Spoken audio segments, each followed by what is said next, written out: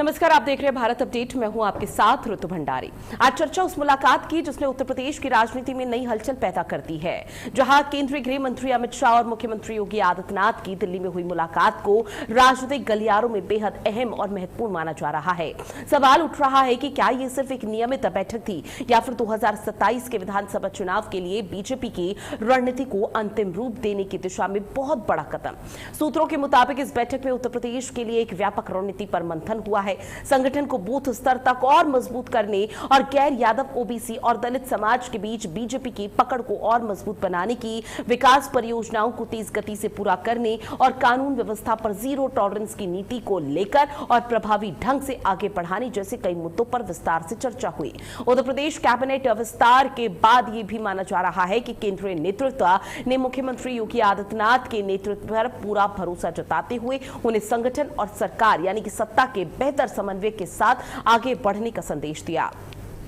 राजनीतिक विश्लेषकों का फिलहाल मानना है कि बीजेपी अब भूपेंद्र चौधरी, मनोज पांडे और अन्य क्षेत्रीय नेताओं के माध्यम से सामाजिक समीकरण को और मजबूत करने की तैयारी में है। अयोध्या समेत पूरे प्रदेश में विकास कार्यों को गति देकर जनता के बीच भरोसा और मजबूत करने की रणनीति पर फोकस किया जा रहा है। आज की बड़ी बहस में हम यही समझने का प्रयास करेंगे कि क्या दिल्ली की ये मुलाकात मिशन 2027 की रणनीति का शुरुआत है। क्या बीजेपी विकास, सुशासन और मजबूत संगठन के दम पर एक बार फिर से चुनावी बढ़त बनाने की तैयारी में है, और क्या विपक्ष के सामने बीजेपी की ये नई रणनीति बड़ी चुनौती साबित हो पाएगी। क्योंकि ऐसे में सीएम योगी आदित्यनाथ जब कल दिल्ली में थे और ऐसे में केंद्रीय गृह मंत्री अमित शाह के साथ मुलाकात हुई तो उसके आखिर क्या मायने निकले हैं, जिसको लेकर राजनीतिक दृष्टि से कई महत्वपूर्ण तरीके से माना जा रहा है।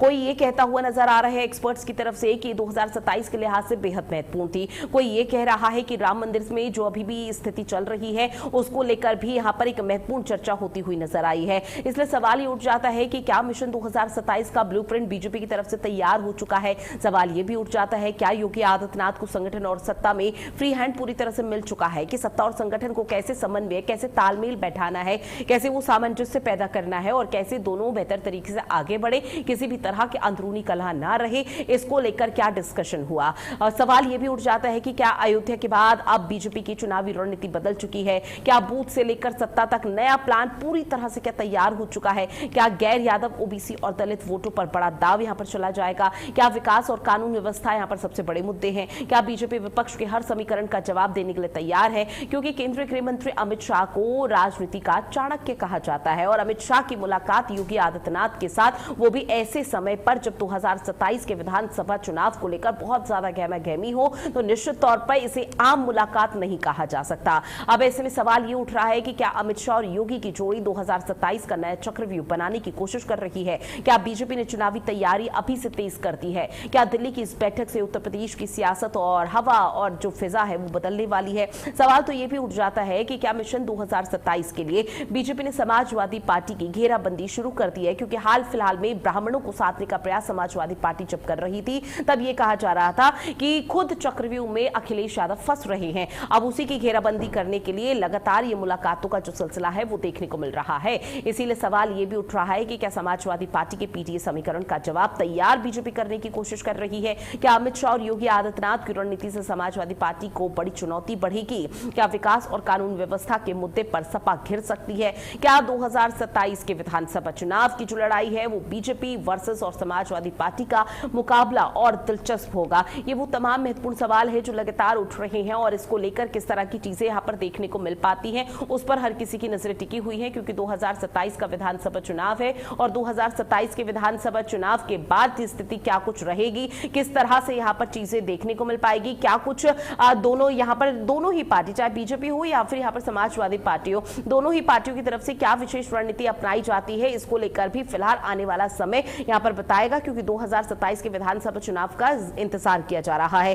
खास पैनल हमारे साथ जुड़ा हुआ है जो कि बीजेपी के नेता खेमचंद शर्मा है, डॉक्टर एस के दुबे जी समाजवादी पार्टी के प्रवक्ता, राहुल तलान जी राजनीतिक विश्लेषक हमारे साथ जुड़े हुए हैं। आप सभी का बहुत स्वागत। राहुल जी, शुरुआत में आप ही के साथ करूंगी।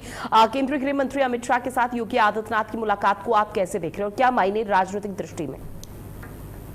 देखिए ऋतु जी, मुझे लगता है कि विशेष परिस्थितियों वाली मीटिंग थी। विशेष परिस्थिति कैसी कि एक तो राम मंदिर में जो चंदा चोरी का मामला हुआ है, इससे बीजेपी बैकफुट पे है और बीजेपी के लिए बहुत मुश्किल स्थिति है, तो इससे कैसे पार पाया जाए। दूसरा, पीडीए की पॉलिटिक्स, अखिलेश यादव ने 2024 में उस पीडीए की पॉलिटिक्स के दम पे बीजेपी को पूर्ण बहुमत लाने से रोक चुके हैं। तो सवाल ये उठ जाते हैं कि इन सारी स्थितियों में कि क्या रणनीति बनाएगी बीजेपी की, एक तो पीडीए की भी काटने के लिए, साथ ही साथ फिर जो राम मंदिर वाला मुद्दा है उसको कैसे, जो अभी तक ऐसा नहीं है कि वो कमजोर पड़ गया है, और उसके बाद अब जब संसद सत्र चलने वाला है 20 जुलाई से, तो वहां भी कांग्रेस एक बड़ी रणनीति बना रही है कि राम मंदिर के मुद्दे पे वो घेरेगी। समाजवादी पार्टी के भी बयान मैंने देखे कि वो भी बोल रही है कि राम मंदिर के मुद्दे पे हम घेरेंगे। तो सवाल ये उठ जाते हैं कि इन सब चीजों को कैसे फेस करेगी बीजेपी। देखिए, दो परिस्थितियां, अगर जो राम मंदिर का मुद्दा नहीं होता तो बीजेपी की बहुत अच्छी स्थिति यूपी में थी। अब सपोज करिए कि नहीं होता तो बहुत अच्छी स्थिति थी, लेकिन अगर जब हो गया है तो इससे निपटने के लिए एक रणनीति की जरूरत है, और मुझे लगता है उसी रणनीति के लिए ये बैठक हुई थी कि कैसे काम किया जाए। एक तो पीडीए पॉलिटिक्स को कैसे कमजोर किया जाए, वो कैसे साधेंगे, ये अमित शाह ही सोच रहे होंगे और योगी जी को ये उन्होंने बताया होगा कि ऐसे ऐसे हम साधेंगे। और दूसरा, राम मंदिर के मुद्दे पे जो बहुत तीक्ष्ण आलोचना हो रही है उसको कैसे कमतर किया जाए। और बीजेपी के जो नेता हैं, या जब बीजेपी का कैडर जब वोट मांगने के लिए जाएगा, जब प्रचार शुरू होने वाले हैं, तो वो कैसे इन चीजों को फेस करेगा और क्या लोगों को बताएगा। देखिए, इस चीज से बचा तो जा नहीं सकता है कि राम मंदिर में चोरी नहीं हुई है, तो उसको फेस करना ज्यादा बेहतर है, और फेस किस तरीके से किया जाए इस पे जरूर चर्चा हुई होगी। जी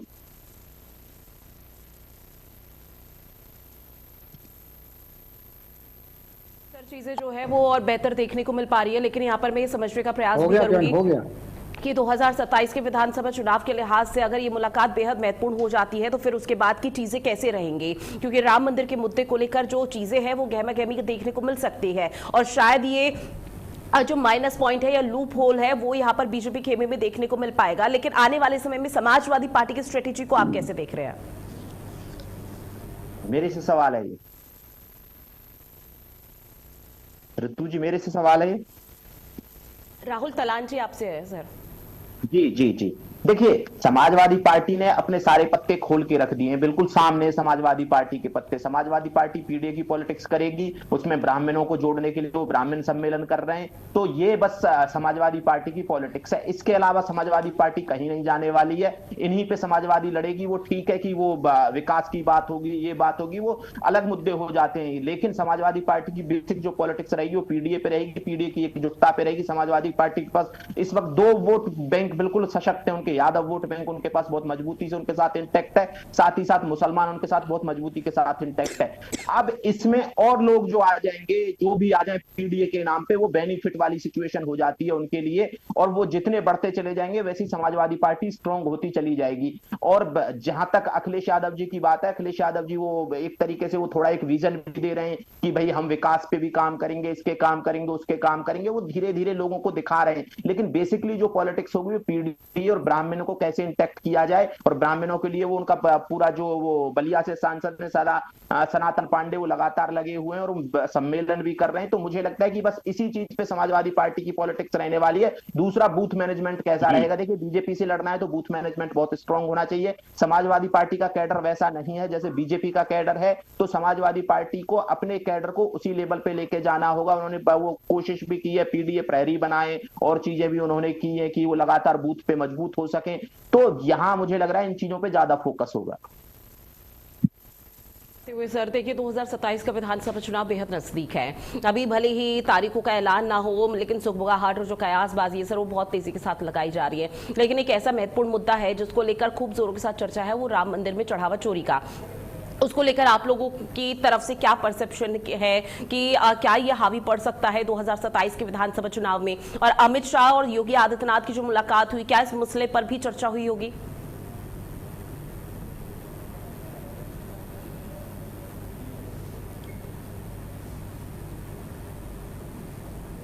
खेमचंद जी, आवाज पहुंच रही है सर? जी नमस्कार, जय हिंद। जी सर, मेरी आवाज आ रही है आपको? जी सर आ रही है, अपनी बात रखिए। अब सवाल रिपीट करेंगे please. Sir, CM Yogi Adityanath और केंद्रीय गृह मंत्री अमित शाह की जो मुलाकात हुई, क्या लगता है कि राम मंदिर के मसले को लेकर भी चर्चा हुई होगी? साथ ही दूसरा सवाल आपसे ये था कि 2027 के विधानसभा चुनाव में आप लोग माने या ना माने, लेकिन आप लोगों को खुद से क्या लगता है कि ये माइनस पॉइंट होगा आप लोगों के लिए? क्योंकि समाजवादी पार्टी की पूरी रीति नीति ये है कि आप लोगों को घेरा जाए इस मसले पर। देखिए, आदरणीय आदित्यनाथ जी और अमित शाह जी दो बड़े लीडर हैं। जब वो दोनों मिलते हैं तो भारतीय जनता पार्टी के जो बहुत सारे मुद्दे हैं, जिसमें अभी उत्तर प्रदेश में नई ऑर्गेनाइजेशन टीम डिक्लेयर हुई है, वो है। उत्तर प्रदेश में बहुत सारी योजनाएं चल रही हैं जिनका लाभ जनता को मिल रहा है, केंद्र की योजनाएं चल रही हैं, और आने वाले संसद सत्र में भी बहुत सारी चीजें होने वाली हैं। मैं ऐसा समझता हूं कि उन सभी चीजों पे कम्प्रिहेंसिव चर्चा दोनों नेताओं के बीच में रही है। उत्तर प्रदेश बहुत ही इंपॉर्टेंट है, आने वाले समय वहाँ पे इलेक्शन होना है, तो किस तरीके की रणनीति रहती है, किस तरीके का वहाँ पे ऑर्गेनाइजेशन अपने आप को प्रस्तुत करेगा, मेरे को ऐसा लगता है कि उसके बारे में भी शायद दोनों के बीच में चर्चा हुई होगी। रही बात अयोध्या की, तो अयोध्या पे तो एसआईटी अपना काम कर रही है और ट्रस्ट अपना काम कर रही है। भारतीय जनता पार्टी को वहाँ पे कुछ करने का जरूरत नहीं है, और एसआईटी ने दूध पानी का पानी वहाँ पे कर दिया है। कुछ समय और मिला है, उनकी जो सेकंड रिपोर्ट आएगी उसमें स्थिति और ज्यादा क्लियर हो जाएगी, पता चल जाएगा कि कौन गलत है कौन सही है। और जो लोग इसको राजनीतिक तौर पे प्रस्तुत कर रहे थे और अपना लाभ उठाने की कोशिश कर रहे थे, उनको भी मुंह की खानी पड़ी है। वो अभी तक कह रहे थे कि भाई चांदी गायब हो गई, सोना गायब हो गया, कागज जी गायब हो गए। वो सारी चीजें ट्रस्ट ने सामने रख दी और ये चैलेंज किया कि अगर कोई भी दानदाता आके अपने दान की हुई चीज को देखना चाहता है, वेरीफाई करना चाहता है, तो ऐसे सभी 2800 आइटम ट्रस्ट के पास पूरी तरीके से सुरक्षित हैं। तो जो वो नैरेटिव बनाने की कोशिश कर रहे थे, वो नैरेटिव भ्रष्ट हो चुका है। जो चोरी हुई है, जो लोगों ने चोरी की है, उनको पकड़ा गया है, उनको सजा मिल रही है। मैं तो समझता हूँ कि अब समाजवादी पार्टी इस मुद्दे पे नुकसान में रहेगी, फायदे में नहीं रहेगी, क्योंकि अब लोग पूछ रहे हैं कि अगर आप पहले तो राम जी के मंदिर को बनने नहीं दे रहे थे, राम जी को नहीं मानते थे, आप राम सेतु को नहीं मानते थे, और अब आप राम जी को मानने की बात कर रहे हैं, लेकिन अभी तक आप ना राम गए हैं, ना ही मंदिर निर्माण में आपने कोई सहयोग किया। चलो राम मंदिर का सहयोग आपसे छूट गया, तो आप तो कहते हैं कि आपको यदुवंशी हैं तो मथुरा में कृष्ण भूमि जन्मभूमि, आज भी जन्मभूमि का जो मंदिर है वो गड्ढे में है, ऊपर मस्जिद बनी हुई है, और करोड़ों जो राधा कृष्ण में आस्था रखते हैं उनके दिलों पे कुठारघात होती है। जब वो जन्मभूमि के मंदिर पे जाते हैं तो उनके आंसू आ जाते हैं कि भाई हमारे आराध्य देव का मंदिर किस तरीके से ढाया गया, हजारों लोगों की हत्याएं की गई, और वो हत्या का प्रतीक और वो जो आतताइयों का प्रतीक है वो आज भी जन्मभूमि के ऊपर है। तो आप उसमें सहयोग करिए, आपको कृष्ण का मंदिर बनवाइए, आप ज्ञान व्यापी मंदिर जो मंदिर है जिसको मस्जिद के तौर पर लोग यूज कर रहे थे, जिसको डिस्ट्रॉय करके उसका स्वरूप चेंज किया गया, आप उसको मंदिर पुनः डिक्लेयर करने में, उसको भव्यता देने में आप सहयोग करिए, तो हिंदू समाज आपका साथ देगा। नहीं तो आप इस मुद्दे पे जितनी चर्चा करेंगे उतनी आप धरातल में जाएंगे। डॉक्टर एस के दुबे जी भी हमारे साथ जुड़ चुके हैं, जो कि समाजवादी पार्टी के प्रवक्ता हैं। सर, आपका भी बहुत स्वागत करती हूँ भारत अपडेट में। और सवाल सर ये है कि एक तरफ तो बीजेपी केंद्रीय गृह मंत्री अमित शाह और सीएम योगी आदित्यनाथ दोनों दिग्गजों की मुलाकात हो रही है, जिसके मायने तो कहीं निकाले जा रहे हैं, लेकिन कहा यह जा रहा है कि 2027 की तैयारी है। और यहाँ पर राम मंदिर का जो मुद्दा जो आप लोगों की तरफ से बहुत तेजी के साथ उठाया जा रहा है, जिसमें राम भक्तों की आवाज भी शामिल है, और ऐसे में बीजेपी को घेरा जा रहा है, तो इस मुद्दे को लेकर भी क्या कुछ समस्या का समाधान हो सकता है, उसको लेकर चर्चा हुई होगी। लेकिन 2027 के विधानसभा चुनाव में आपके पास प्राथमिकता के तौर पर सबसे बड़ा मुद्दा क्या है जो कि बीजेपी पर हावी पड़ सकता है?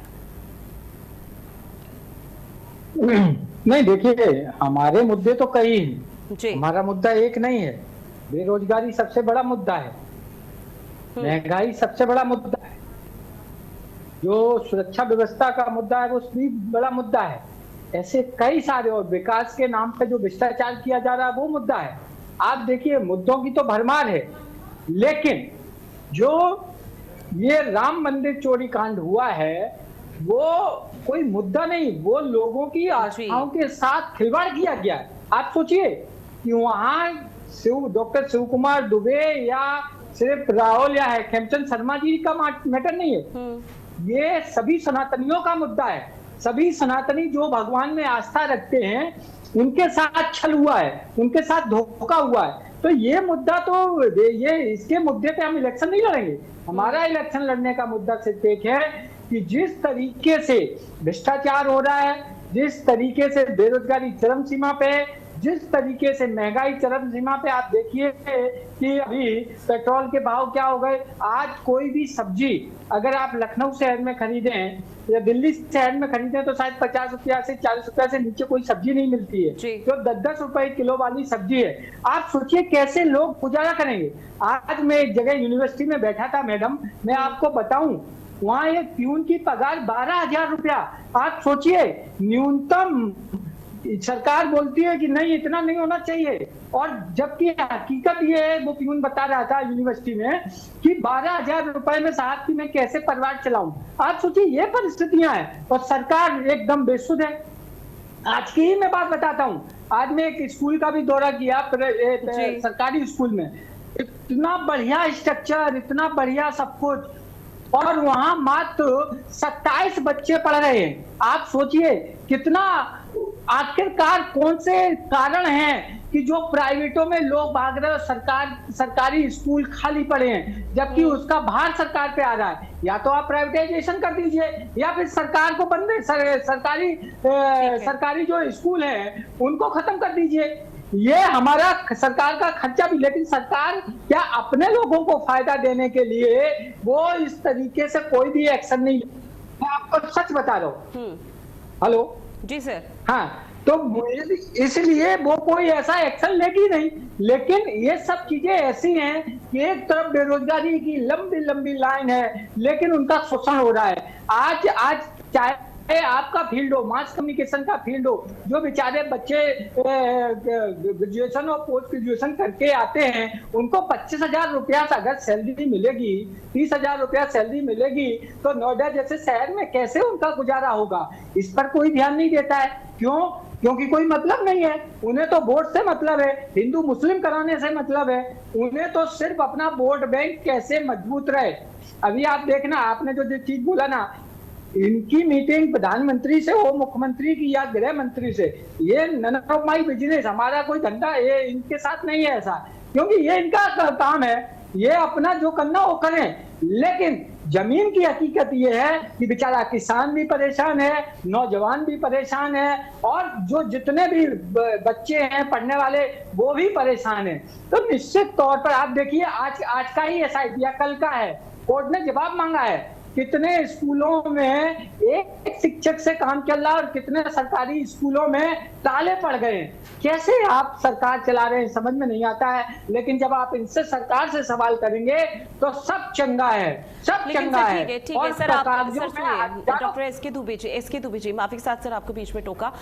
एक सवाल और छोटा मेरा आपसे रहेगा, कम शब्दों में प्लीज अपनी बात रखिएगा, क्योंकि देखिए अब तीसरा कार्यकाल यहाँ पर रिपीट की बात कर रही है, और ऐसे में कहा जा रहा है कि 2027 में भी बीजेपी यहाँ पर फतेह होगी, और ऐसे में तकरीबन 10 साल के आसपास का बीजेपी को समय हो चुका है। तो बीजेपी अब आप लोगों से भी सवाल पूछ रही है, ठीक है इतनी खामियां तो आप लोगों ने गिना दी, लेकिन कुछ तो यहाँ पर चीजें ऐसी महत्वपूर्ण तरीके से रही होगी, लोगों को लाभ मिला होगा, तभी तो बीजेपी 10 साल तक टिकी हुई है।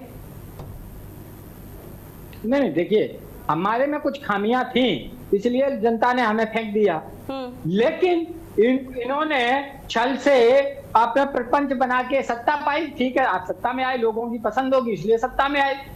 इन्होंने फिर वादा किया कि हम भाई 5 साल काफी नहीं होता है, हमें एक टर्म और दीजिए, हम आपको काफी कुछ परिवर्तन लाके दिखाएंगे, विकास करके दिखाएंगे। विकास की परिभाषा क्या होती है? हम तो आज तक यही नहीं समझ पाए कि सरकार की विकास की डेफिनेशन क्या है। क्या सड़क बनाने से विकास हो जाता है? आप देखिए, अगर विकास हो जाता होता तो ये जो बुंदेलखंड वाला एरिया है वो अभी तक कहां से कहां पहुंच गया होता है। आप भ्रष्टाचार की प्रकाष्ठा देखिए, जगह जगह गड्ढे मिलते हैं और ऐसा कोई महीना नहीं जाता है जिस दिन उस पर रिपेयरिंग का काम ना होता हो। तो ये कौन कर रहा है? चाहे वो पूर्वांचल एक्सप्रेस वे हो, गंगा एक्सप्रेस वे हो, खैर ये इनका काम है। लेकिन अब जो जनता है, जो आपका मेजर प्रश्न था कि इनको जनता क्यों चुनती है, अब जनता ये जान चुकी है कि इन्होंने हमारा भला नहीं किया। ये हमेशा सिर्फ डिवाइड एंड रूल करके सत्ता प्राप्त करने का इनका मकसद रहता है। डिवाइड एंड रूल की जो राजनीति है वो बीजेपी अपनाती है। इसी का जवाब खेमचंद जी देंगे। खेमचंद शर्मा जी जवाब दीजिए सर। देखिए, समाजवादी पार्टी अभी ये भ्रष्टाचार की बात कर रहे हैं, भ्रष्टाचार की पराकाष्ठा की बात करते हैं। हम जब जानते हैं कि जब इनकी सरकार थी तो पैरेलल सिस्टम चलता था जिसमें माफिया राज था। माफियाओं को इन्होंने लखनऊ से लेकर सभी डिस्ट्रिक्ट और डिस्ट्रिक्ट से नीचे तहसील और तहसील से नीचे मंडल और इन्होंने थाने लेवल पे उनको अपॉइंट किया हुआ था, और उनके अनुसार ये पहला राज चला के वसूली किया करते थे। तो इनकी वसूली करने की आदत है, तो आज भी वसूली की आदत तो इनके मुंह पे है, और वो ये समझते हैं कि भारतीय जनता पार्टी में ऐसा नहीं। भारतीय जनता पार्टी पार्टी में आज कानून का राज है, और कानून के राज होने की वजह से आज रिवर्स माइग्रेशन उत्तर प्रदेश में है। एक नहीं, दो नहीं, हजारों नहीं, लाखों की संख्या में लोग दूसरे राज्यों से वापस अपने उत्तर प्रदेश में आए, और उत्तर प्रदेश में आज अपॉर्चुनिटीज हैं। आज अच्छा इंफ्रास्ट्रक्चर, अच्छा लॉ एंड ऑर्डर है, आज वहाँ पे अच्छी बिजली की सुविधा है, अच्छे वहाँ पे नई नई अपॉर्चुनिटी आ रही है। इसीलिए बड़े बड़े संस्थान उत्तर प्रदेश में अपने सेटअप को लगा रहे हैं। न सिर्फ मैन्युफैक्चरिंग बल्कि सर्विसिंग इंडस्ट्री भी उत्तर प्रदेश में आज फल फूल रही है। इसके साथ साथ क्योंकि उत्तर प्रदेश रिलीजियस हब भी है, चाहे वो ब्रजभूमि हो, चाहे काशी हो, अयोध्या हो, हर जगह वहां भी लाखों की संख्या में देश विदेश से लोग आके बस रहे हैं, क्योंकि वहां पे एक सिक्योरिटी मिल रही है, सुविधाएं मिल रही है, माहौल मिल रहा है, संस्कृति का उत्थान हो रहा है, संस्कृति को प्रैक्टिस करने का एक वहां पे इकोसिस्टम तैयार किया गया है। ये सारी चीजें मैं कह सकता हूँ कि उत्तर प्रदेश निवासियों को इससे सबको फायदा हुआ है, और आज उत्तर प्रदेश के किसानों को, युवाओं को, महिलाओं को नजर नहीं आ पा रही है। राहुल तलान जी, मैं आपके पास आते हुए, सर 2027 के लिए विपक्ष के पास बहुत ज्यादा मुद्दे हैं, लेकिन जहां पर बीजेपी मार खा सकती है वो राम मंदिर का चढ़ावा चोरी का मामला है, जिसको लेकर हम निरंतर जिक्र करते हैं। लेकिन क्या लगता है कि जिस तरह से विकास के दावे वादे एक बार फिर से अगर बीजेपी करती है तो क्या वो जीत की हैट्रिक लगा पाएगी, और अगर लगा देती है तो वो कितनी बड़ी और ऐतिहासिक जीत रहेगी जो कि 2029 के लोकसभा चुनाव के लिए राह तय कर सकती है? देखिए रितु जी, समाजवादी पार्टी के प्रवक्ता ने एक चीज बोली कि स्कूलों को बंद कर देना चाहिए। मैं गया था, बिल्डिंग बहुत अच्छी थी, 27 बच्चे थे, तो सरकार ने कुछ स्कूल बंद किए, उस पे इनकी पार्टी ने बहुत हाय तौबा मचाया कि वहां बच्चे थे ही नहीं तो उन स्कूल को चलाने का कोई मतलब नहीं था। कुछ स्कूलों को मर्ज किया गया एक दूसरे में, तो इस पे इन्होंने बहुत हाय तौबा मचाया, जबकि यहाँ ये खुद ही सजेशन दे रहे हैं कि उन स्कूल को बंद कर देना चाहिए। अच्छी बिल्डिंग थी, तो अच्छी बिल्डिंग इसलिए बनी दुबे जी क्योंकि सरकार ने काम किया, एक चीज। दूसरी चीज, बच्चे इसलिए नहीं है क्योंकि दुबे जी के बच्चे प्राइवेट स्कूल में पढ़ते हैं, दुबे जी को पढ़ाना ही नहीं है। सरकारी स्कूल में जिसके पास 4 पैसे का जुगाड़ हो जाता है ना दुबे जी, वो फिर सरकारी स्कूल में कोई नहीं पढ़ाता है। सबसे पहले अगर जो किसी को ये बदलाव लेके आना है कि बच्चे सरकारी स्कूल में पढ़ें, तो इसके लिए प्राइवेट स्कूलों को बंद करना होगा। जो भी अधिकारी हैं, जो भी नेता हैं, उनके बच्चे भी सरकारी स्कूल में जाएं। इसके लिए अगर जो बात करेंगे तो ठीक है। दूसरी बात उन्होंने बोला कि विकास की बात, हमें विकास कहीं नजर नहीं आता है। विकास नजर ऐसे नहीं आएगा, विकास नजर ऐसे आएगा जब कभी विकास की बात होगी, जब कभी इन्वेस्टमेंट की बात होगी, जब कभी सुरक्षा और कानून व्यवस्था की बात होगी, तो इनके 5 साल के शासनकाल से तुलना की जाएगी, और तुलना करने में अगर जो बीजेपी अच्छी निकलती है तो फिर बीजेपी अच्छी है, फिर इसमें कोई ये नहीं है, इफेंट बट नहीं है। अगर जो कानून व्यवस्था बीजेपी की इनके 5 साल के मुकाबले अच्छी है तो अच्छी है। अगर जो मर्डर कम हुए हैं तो कम हुए हैं, दंगे कम हुए हैं तो कम हुए हैं, सड़कें बनी हैं इनके मुकाबले ज्यादा बनी हैं तो ज्यादा बनी है, इनके मुकाबले ज्यादा एयरपोर्ट बने हैं तो ज्यादा एयरपोर्ट बने हैं। उस पर कोई इफेक्ट बट नहीं हो सकता है। विकास की तुलना आपको अपने, जब आप विकास की बात करेंगे दुबे जी, तो फिर आपको अपने 5 साल के शासनकाल से तुलना करनी होगी, और उसमें अगर जो बीजेपी फेल होती है तो फिर बीजेपी फेल है, इसमें कोई दो राय नहीं है। तो सवाल ये है कि वो बोल रहे हैं कि हम बेरोजगारी पे जाएंगे, इस पे जाएंगे, उस पे जाएंगे, और हम राम मंदिर का तो मुद्दा ही नहीं लेंगे। मुझे नहीं लगता है कि समाजवादी पार्टी राम मंदिर के मुद्दे को छोड़ने वाली है। समाजवादी चुनाव में राम मंदिर के मुद्दे को इतना जबरदस्त तरीके से यूज करेगी, आप देखिएगा। 22 से संसद चलने वाला है, संसद में कितना बड़ा मुद्दा बनाया जाएगा।